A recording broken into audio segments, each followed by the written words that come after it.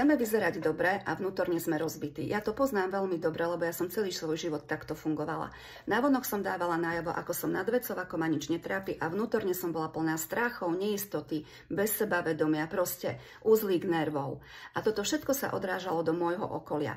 Uvedomila som si, že pravdu o mne mi ukazujú práve tie vzťahy, ktoré mám. Či už je to vzťah s partnerom, s dieťaťom alebo s rodinou, prípadne s priateľmi. Je to najlepšia terapia, pretože cez týchto ľudí spoznávam sama seba a tú pravdu o sebe, ktorú ja si odmietam priznať a nechcem ju vidieť. Tie vzťahy ťa nemajú zachrániť, ale ukážu ti, ako na tom si.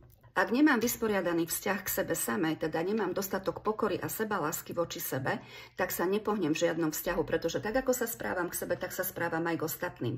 Preto je veľmi dôležité, aby sme začali od seba.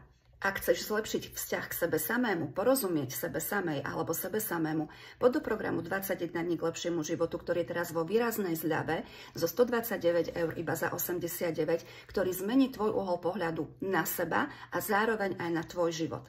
Ak máš pocit, že sebaláska je u teba celkom v poriadku, ale vzťahy aj tak úplne nefungujú, pozývam ťa do programu Vedomé vzťahy, ktorý je zlacnený z 59 eur na 45 a ukáže ti, ako tvoriť vzťahy vedome. Nie z pozície obete a zranenia, ale vedome. Sama som si tým prešla, preto viem, že tieto programy sú naozaj veľmi užitočné. Ľudia, ktorí ich absolvovali, sú veľmi spokojní, pretože im naozaj zmenili uhol pohľadu. Čas sa kráti, táto akcia platí len do 16.11.